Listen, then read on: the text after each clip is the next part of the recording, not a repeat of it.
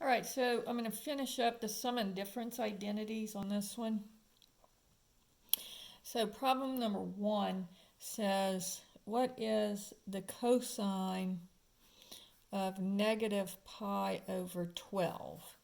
Now again, what we want to do, oh, and by the way, they want your answer as the square root of a times the square root of b plus 1 all over 4. And then you just have to tell them what A and B are. So we'll come back to that when we get to the answer. So now what we're going to do is we need to figure out how we're going to get to negative pi over 12. And so let's look at the angles that we know. We know pi over 3, pi over 4, and pi over 6. All right, now my denominator is 12, so I need to change everything to 12 so I can kind of get an idea of what I'm looking at. So this would be 2 pi over 12. This would be 3 pi over 12. Multiplying numerator and denominator by 2 here, multiplying numerator and denominator by 3 here. And here I would need to multiply it by 4. So 4 pi over 12. Because here, to change a 6 into a 12, I need a 2. So multiply numerator and denominator by 2. Here, to change the 4 into a 12, I need to multiply by 3. So that would be 3 pi over 12. And here, to change the 3 into the 12, I need to multiply by 4. So multiplying numerator and denominator by 4, I get 4 pi over 12. Now, let's see how we can add these together, or subtract these in this case, to get negative pi over 12. Well, there's two ways that I can do it. I can either do 2 pi over 12 minus 3 pi over 12, or I could do 3 pi over 12 over 4 pi over 12. So I can either say negative pi over 12 is equal to 3 pi over 12 minus 4 pi over 12, or negative pi over 12 can be equal to 2 pi over 12 minus 3 pi over 12. So either one will give me negative pi over 12. I'll just go ahead and use the bottom number. So this will be the cosine of 2 pi over 12 minus 3 pi over 12. Now let's change that back to pi over 6 and pi over 4 instead. And so this would be the cosine of, okay, so 2 pi over 12 is pi over 6. If I look back over here, 2 pi over 12 is pi over 6. Minus, and then 3 pi over 12 is pi over 4. Right? And so now, using my cosine formula, that would be cosine of pi over 6 times the cosine of pi over 4 plus the sine of pi over 6 times the sine of pi over 4. So now let's draw our two little triangles. So if this is pi over 4, this is 1 square root of 2. And then if I have a 30 degree angle, that would look about like that. So this is the pi over 6. It's the smaller of the two angles, so this would be 1, 2 square root of 3. So opposite the smaller angle is the smaller side. So now, what is the cosine of pi over 6? Square root of 3 over 2. And what is the cosine of pi over 4? Adjacent over hypotenuse, 1 over the square root of 2. Plus the sine of pi over 6. So the sine of pi over 6 is opposite over hypotenuse. So that would be 1/2. And the sine of pi over 4, opposite over hypotenuse, 1 over the square root of 2. So this gives me 3 over 2 square root of 2 plus 1 over 2 square root of 2. Excuse me, not 3, square root of 3. So now adding those, I get square root of 3 plus 1 over 2 square root of 2. But notice how they want my answer to be written. This should be over 4. So what I'm going to do is I'm going to multiply my numerator and my denominator by the square root of 2. So this gives me the square root of 2 times the square root of 3 plus 1 over 2 times the square root of 2 times the square root of 2 is the square root of 4. All right, so the square root of 4 is 2, and 2 times 2 is 4. So this is going to be the square root of 2 times the square root of 3 plus 1 all over 4. And so now I can look up here, and what is A? A is 2. So in my little boxes, A is 2, because notice I already have the square root sign there for you. And then what is B? B is 3. So it's a number that's under the square root sign in the parentheses.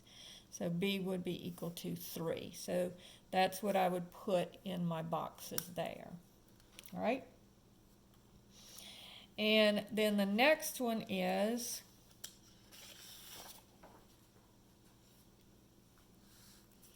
problem number 2. Says the sine of 19 pi over 12.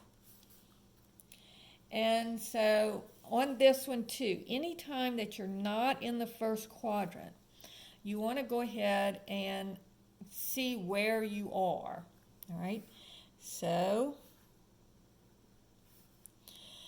this would be, the denominator is 12. So I would multiply numerator and denominator here by 12.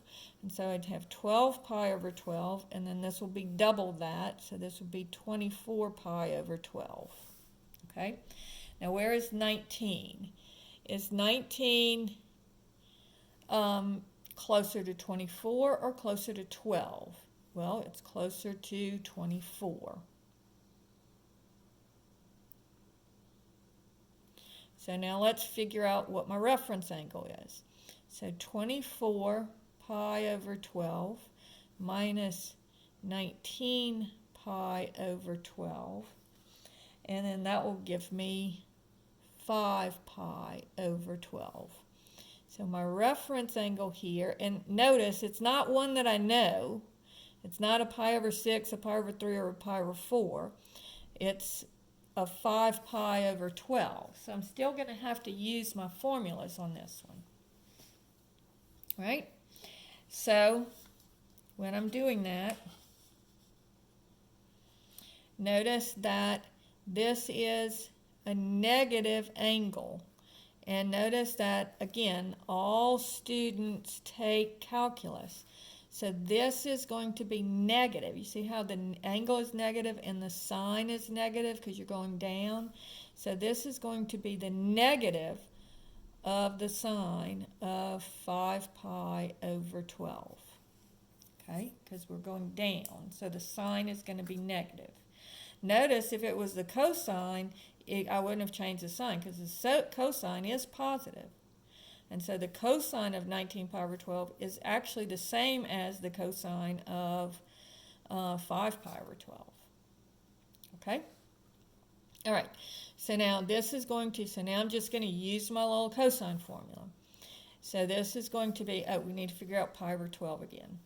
So let's do the ones that we know, pi over 3, pi over 4, and pi over 6. So again, to make this 12, I need to multiply by 4. So this would be 4 pi over 12. And then to make this one 12, I multiply it by 3. So this would be 3 pi over 12. And then on this one, I need to multiply it by 2. And so this would be 2 pi over 12. And so which two add or subtract to give me 5 pi over 12? Well, notice these two do, right? So this would be the sine of 2 pi over 12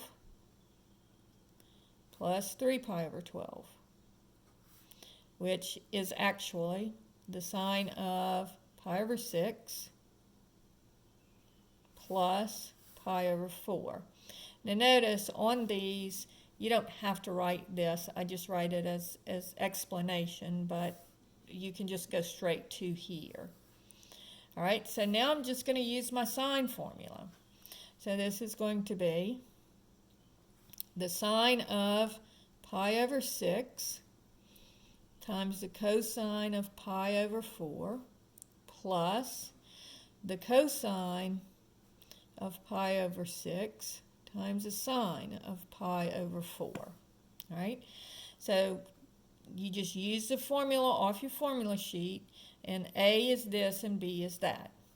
All right, so here we have pi over 6 is 1, 2, square root of 3, because the opposite is always opposite the smaller angle. This would be a 30 degree and a 60 degree, so opposite the 30, the smaller angle is the smaller side. And then the pi over 4 would look like this, 1, 1, square root of 2. So now let's plug in the numbers. So the sine of pi over 6, so that would be opposite over hypotenuse. The cosine of pi over 4, adjacent over hypotenuse. Plus the cosine of pi over 6, square root of 3 over 2, times the sine of pi over 4, which would be opposite over hypotenuse. So this will be 1 over 2 square root of 2 plus square root of 3 over 2 square root of 2, which would just give you 1 plus the square root of 3 over 2 square root of 2. And again, you could rationalize the denominator like we did last time, but in this case you don't have to. You can leave the answer just like that. Okay, but I'll go ahead and rationalize it for you, and I'm not going to go through all the steps. You can look at the first problem. So this would be the square root of 2 times 1 plus the square root of 3 over 4. And so but you can leave your answer like this, or you can rationalize the denominator. Actually, you can probably leave your answer like that, to be honest with you. So that finishes up all of the problems for section 9.2.